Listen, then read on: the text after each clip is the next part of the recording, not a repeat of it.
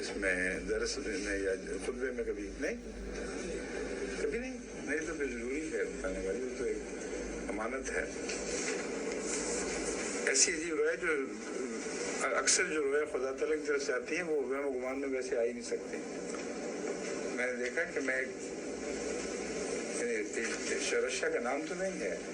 لیکن یہاں سے جو میرے ذہن میں سمت ہے وہ رشیا کی سمت ہی ہے، اور رشیا کا بھی شمالی حصہ، وہاں ایک بہت بلند پہاڑ ہے۔ میں وہاں کھڑا ہوں اور وہ جو ماہرین ہیں زمین کی ساخت کے، جیولوجسٹ، کیسے بنی، آئس ایجز کیسے آئیں، کیسے پگھلی، ان میں کوئی ایک چوٹی کا ماہر ہے جو مجھ سے سبق لینے کے لیے وہاں میرے ساتھ کھڑا ہے، اور مجھے کہتا ہے کہ مجھ سے پوچھنا چاہتا ہے کہ آئس ایج کس طرح تبدیل ہوتی ہے اور کس طرح اس کے بعد پھر دوسری عمر آیا کرتی ہے، دوسرا زمانہ آیا کرتا ہے۔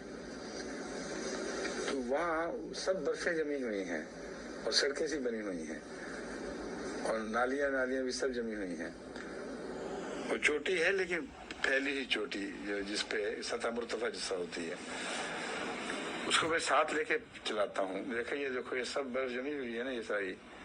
یہاں سے جاتے ہیں، یہ دیکھو یہ کنارہ، یہاں پہنچ کر یہ جو برف کا دباؤ ہے یہ پانی کو آخر برف کو پگھلا دے گا، اور یہاں سے پھر پانی بہنا شروع ہوگا، اور پھر تیزی کے ساتھ یہ عمل بڑھ جائے گا، اور ایک دفعہ جب شروع ہوا تو پھر یہ ساری برف پگھل کے تو پانیوں میں تبدیل ہو جائے گی اور ایج بدل جائے گی جو تم چاہتے ہو۔ اب مجھے تفصیل یاد نہیں رہی، اس وقت میں نے بتائی تھی جو بچوں کو، بیوی بھی تھی اس وقت، اتنی واضح تھی اور بڑی دلچسپ تفصیل، اگر لکھ لیتا تو اچھا رہتا۔ اس کو میں سب سمجھا کر کہتا ہوں کہ یوں برفیں پگھلا کرتی ہیں، یوں آئس ایج یعنی برف کا زمانہ نسبتاً گرم زمانوں میں تبدیل ہو جاتا ہے۔ تو وہ تعجب سے میری طرف دیکھتا ہے، کہتا ہے درست ہے یہ بات، اب مجھے سمجھ آئی ہے۔ حالانکہ جیولوجسٹ وہ ہے اور بات بڑی سادہ سی ہے، لیکن صاف پتہ چلتا ہے کہ روحانی تبدیلی کی طرف اشارہ ہے، یعنی لوگ منجمد ہیں، کوئی ان میں گرمی نہیں ہے، کیسے ہوگی۔ اس کے بعد میں وہاں سے نیچے اترتا ہوں تو نیچے ہماری کار کھڑی ہے، اس میں سامان لدا ہوا ہے جیسے سفر کی تیاری ہو، اور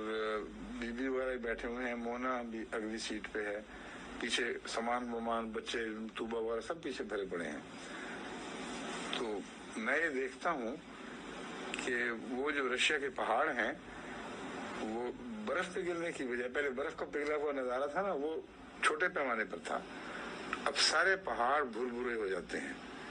اور چوٹیوں سے ڈھلکنے لگتے ہیں، wave after wave after wave, جس طرح لہریں چلتی ہیں اس طرح پہاڑ اتر رہے ہیں نیچے، جیسے کسی نرم چیز کے ڈھیر کو زیادہ اونچا کر دیا جائے تو وہ خود بخود دھڑکنے لگتا ہے، اور وہ ایک سمت میں آ رہے ہیں، اور میں دور سے دیکھتا ہوں نظارہ تو ساری دنیا بھاگی جا رہی ہے، اس قدر پینک ہے، قیامت آئی پڑی ہے، اور دیکھتا اس سمت میں جس طرف یورپ کا باقی حصہ ہے، اور لوگ چھوڑ کے دوڑ رہے ہیں، اور لگتا ہے کہ اب یہ جو بھرتے ہوئے پہاڑ ہیں یہ ہر چیز کو اپنی لپیٹ میں لے لیں گے۔ اب اس وقت ہمارے ساتھی جو ہیں ان میں بھی مجھے تھوڑی سی گھبراہٹ ہوتی ہے کہ کیوں نہیں میں اب جلدی چل رہا۔ میں ان سے کہتا ہوں کہ مجھے کوئی فکر نہیں ہے، کیونکہ اللہ تعالیٰ نے وہ رستے بنائے ہوئے ہیں جن سے میں آرام سے نکل جاؤں گا، اس لیے کوئی گھبراہٹ نہیں۔ تو آرام سے بیٹھو، تیاری کرو، اور دروازے بند کر کے پھر ہم کار سٹارٹ کرنے لگتے ہیں تو بخواب ختم ہوگی۔ اس سے میں یہ سمجھتا ہوں کہ وہ جو جنگ عظیم آئے گی آئندہ، اس میں کوئی دھماکہ رشیا کی طرف سے پہلے ہوگا، کوئی آغاز وہاں سے شروع ہوگا، اور پھر جس طرح پہاڑ بھرتے ہیں۔ مجھے بعد میں خیال آیا کہ تو قرآن کریم نے جو یہ فرمایا ہے سورہ طٰہٰ میں، وَيَسْأَلُونَكَ عَنِ الْجِبَالِ قُلْ يَنسِفُهَا رَبِّي نَسْفًا وَيَذَرُهَا قَاعًا صَفْصَفًا، تو یہ تو اس کی تعبیر ہے بالکل، اور وہ کھلا منظر ہے آئندہ قوموں کی ترقی اور ان کے تنزل کا، اور اسلام کے راستے میں جو حائل ہیں وہ پھر اسلام قبول کرنے کے لیے آمادہ ہوں گے جب وہ ان کے تکبر ٹوٹ جائیں گے۔ تو یہ رویا دراصل اسی کی تصویر ہے، کس طرح پہاڑ بھرتے ہیں اور کس طرح وہ لیول ہونے لگتے ہیں۔ تو ہو سکتا ہے آغاز رشیا ہی کی طرف سے ہو کسی وجہ سے، ابھی تک تو دوستیاں ہیں لیکن ظاہری دوستیاں، حقیقی دوستی کوئی نہیں ہے۔ کوئی ایسا واقعہ ہو جائے وہاں اندرونی انقلاب آ جائے، سخت گیر لوگ دوبارہ حاکم ہو جائیں، کوئی اور ایسا واقعہ ہو جس کے نتیجے میں پھر وہ دھماکہ ہو جائے، تو یہ احتمالات سب احتمال نہیں بلکہ یقیناً ہونے والی باتیں ہیں جو آئندہ زمانے میں ہوں گے۔ اب اللہ بہتر جانتا ہے، ہم دیکھیں گے یا بعد میں لوگ آنے والے دیکھیں گے، لیکن انہوں نے مٹنا تو ہے ہی۔ یہ وہ آیت ہے جو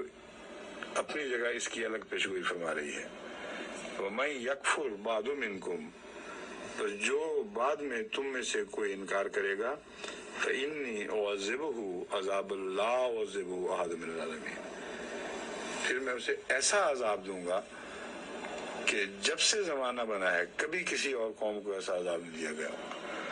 اور واقعتاً جو ایٹامک وارفیئر ہے، جو جس میں ایٹامک سٹاسفے ہو جاتا ہے، ہولوکاسٹ،